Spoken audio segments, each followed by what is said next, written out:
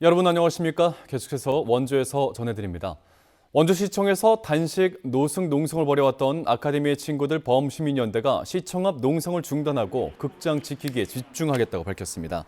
아침연대는 어제 오후 원주시 측의 요청으로 진행된 간담회에서 원광수 시장이 철거가 임박했고 이해해달라는 입장을 밝혔다며 조만간 원주시가 극장 철거에 나설 것으로 보고 현장에서 극장 철거를 막는 데 총력을 쏟겠다고 밝혔습니다. 성면 제거 작업을 마무리한 극장 철거 현장에는 최근 중장비들이 투입되면서 긴장감이 고조되고 있습니다.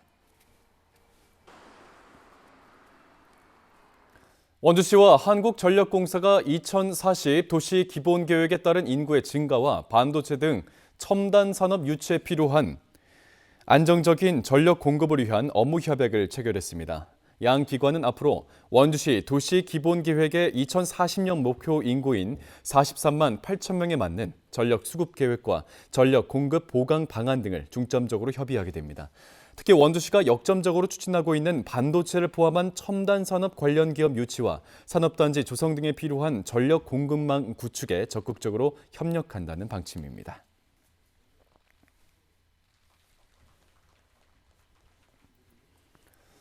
오늘 오전 11시 50분쯤 중앙고속도로 춘천 방향 남원주 IC 인근을 달리던 버스와 차량 석 대가 잇따라 부딪히며 사중 추돌 사고가 발생했습니다. 이 사고로 버스기사와 승객, 승용차 탑승자 등 8명 가운데 5명이 병원으로 옮겨져 치료를 받고 있습니다. 경찰은 전방에 발생한 정체 상황을 뒤늦게 파악해 미처 속도를 줄이지 못했다는 버스기사의 진술을 토대로 졸음 운전 여부 등 정확한 사고 경위를 파악하고 있습니다.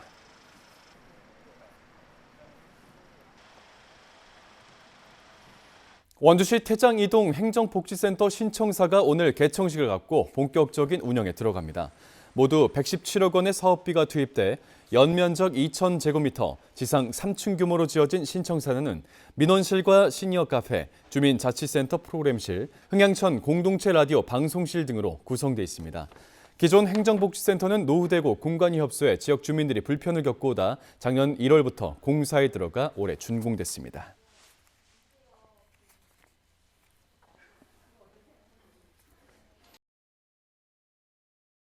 원주 지역 중소기업인들의 상호 발전을 도모하기 위한 원주 중소기업인 한마음 대회가 원주 빌라드 아모르에서 열렸습니다. 관내 중소기업인 250여 명이 참여한 이번 한마음 대회에선 기업인들의 소통과 화합을 위한 친선 체육 경기와 레크레이션 등이 진행됐습니다. 행사를 마련한 원주 여성융합회는 관내 중소기업인들이 적극적으로 교류하면서 상호 발전 방안을 모색하고 지역경제 활성화에도 중요한 역할을 할 수 있도록 하기 위해 행사를 개최하고 있습니다.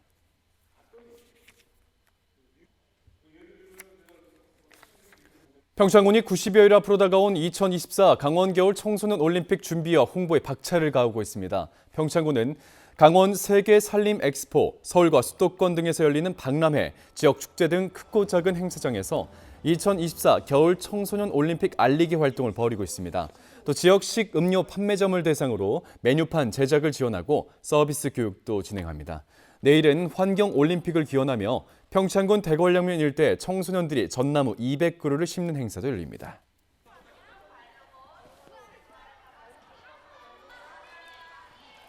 세계 문화유산인 영월 장릉의 디지털 콘텐츠 구축이 완료됐습니다. 문화재청의 세계 문화유산 홍보 사업의 일환으로서 장릉 디지털 콘텐츠가 구축되면서 노약자나 장애인 등 이른바 관광약자들도 영월 문화관광 홈페이지 메인 화면을 통해 장릉을 감상할 수 있습니다.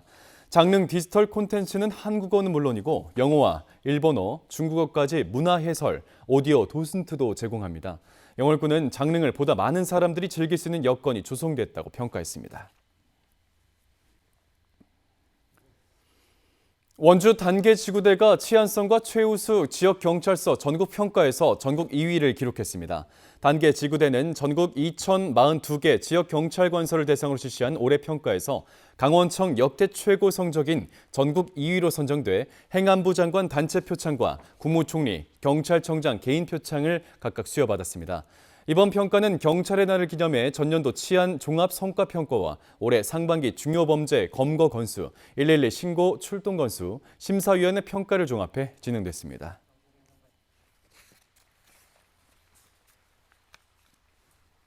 유튜브로 자신의 음주운전을 생중계했던 50대 유튜버가 경찰에 붙잡혔습니다. 지난 16일 오후 11시쯤 생방송을 보던 시청자의 신고를 받고 출동한 경찰은 영동고속도로 강릉 방향 횡성 둔내 IC 부근에서 이 50대 유튜버를 검거했습니다. 50대 유튜버는 음주 측정 결과 면허 취소 수준의 만취 상태였습니다. 경찰은 도로교통법상 음주운전 혐의로 이 50대 유튜버를 조사하고 있습니다.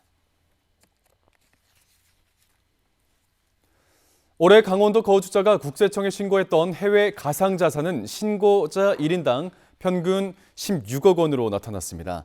양경숙 더불어민주당 의원에 따르면 강원 지역 1인당 평균 신고액은 50대가 20억 원으로 가장 많았고 20대 이하는 18억 원, 30대가 15억 원, 40대 13억 원 순이었습니다. 하지만 강원 지역의 경우 서울이 619명, 경기 325명 등에 비해 신고 인원이 적어 납세자가 특정될 수 있다며 정확한 인원과 신고액은 밝히지 않았습니다. 한편 올해부터 해외 금융계좌 5억 원 초과 신고에 가상자산도 포함됐습니다.